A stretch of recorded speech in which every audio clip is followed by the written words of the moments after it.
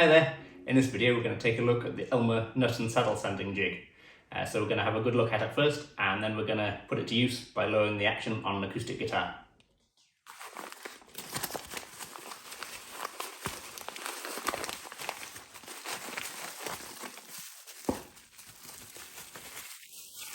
So here it is. So the first question you may have is, what is it? Well, when we need to make a nut for a guitar, you'll typically need to sand and shape it to fit it.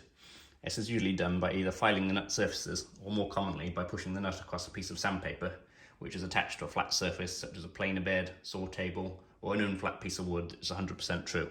Even better than that is a piece of glass, because they're always going to be flat as well. And that method works fine. It's how I've always done it.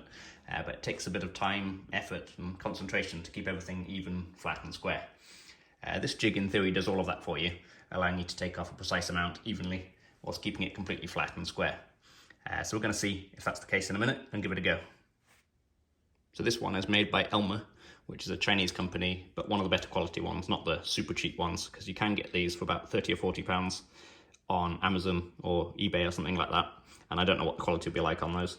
This one was about £100, a little bit more, and bought over here in this country. The original would have been the StewMac design, but these are a little bit more even still, so they're like 130. And then obviously being in the UK, I'd have to pay for quite expensive shipping and import duty, so it probably ended up being close to £200. And anyway, they're currently unavailable at the time of doing this video. You can't get them from StewMac. So quality-wise, it seems pretty good. It rolls nice and smoothly, and all the threads seem good on these. So these knobs on the side are for opening it, and then that's where the nut or saddle goes in there. This also does saddles as well. I've only been talking about nuts so far, but it also does saddles for acoustic guitars, and that's what these two sets of holes are for. So these two here are for saddles, and these two here for nuts. And what these do is they push down on it, so you can control exactly how much protrudes from the underside here. So it all seems good quality, to be honest, which is a bit of a relief, because you don't want to spend over 100 quid on something that's not very good. But we're going to give it a go and see how it performs now. So we're going to be using the jig to lower the action on this acoustic guitar. And this is a Martin. Very nice guitar, but it has quite a high action. If we go down here, it's up to off the chart basically, so it's nearly at 4mm. It does need a truss rod adjustment too, which will be affecting this. So I'm going to do that first, and then we can see how much we need to take off the saddle. So I've got the saddle out of the guitar now, and I think I need to take out for about 1.25 mm, something like that. I might need a bit more than that, but I can always take a bit more off afterwards if I think it just needs it. So I'm going to put this in now, and I'm going to make it flat with the surface of this, and loosely clamp it, not tight yet. And then I'm going to see if this is flush or not, and it's not. I've got more sticking out here, so undo this one here, which pushes it down a bit, lets it go down a bit more, and this one can raise up a bit. So there we go, that's now flush. So obviously we need to take off more than that, because there's nothing protruding at the moment at the bottom, so we need to adjust these until we have just the right amount poking out on either side. I'm going to measure this and check. So I've double checked, and we've got the right amount poking out now. So I've got this piece of sandpaper set up on my bandsaw table, which is very flat, so it makes a good surface for this. And I've got this 120 paper stuck down, and this is stuck at the edges with super glue onto the masking tape. So there's no glue which is going to interfere in the main area which the saddle's going to be on. So we're going to give it a go now.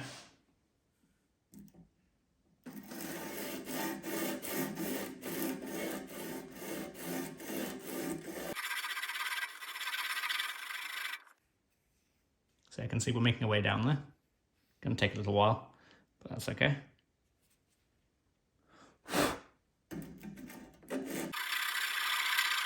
And as I'm going, I can feel the wheels get closer to the bottom, and they're starting to make contact. So they're starting to spin more freely rather than just riding on the nut. Saddle, I should say.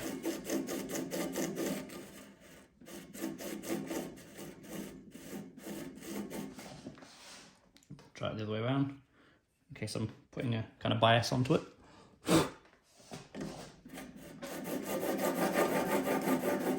that's starting to spin quite freely now. It's still making contact, but it's getting there.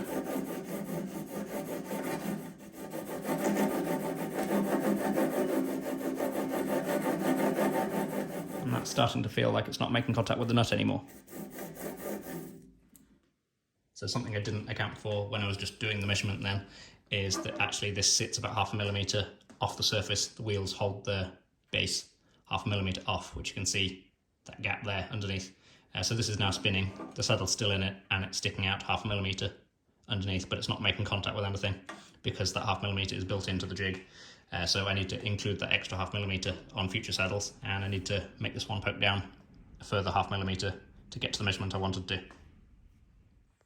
So I've made that adjustment and we're now off on our way again.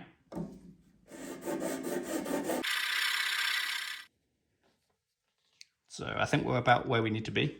So I'm now going to take the saddle out and see what we're left with.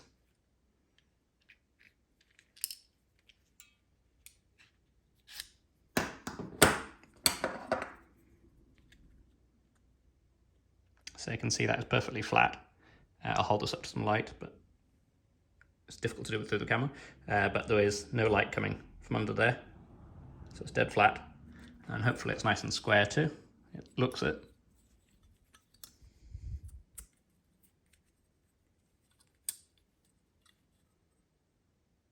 And you can see it's nice and square also. So the jig does work. It looks like this is going to be a useful tool to have.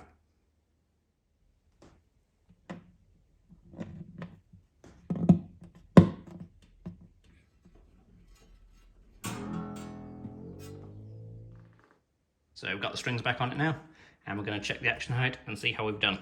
So I'm aiming for about 2¼ millimeters, which is a good height for an acoustic at the 12 foot. And that's what it is, so that's good. It looks like it's 2 on the camera, but if you can just see, there's a little tiny gap above 2, so it's 2¼ And then we'll check it on the other side too. And we've got 1.75-ish, between 1.5 and 1.75, which again is great. So this acoustic's ready to go now. That's all for this one. Thank you very much for watching. I hope the video has been helpful. If you have any questions on the process, feel free to leave a comment and I'll get back to you. And if you've enjoyed the video, please do leave me a like and also subscribe if you want to see more content like this.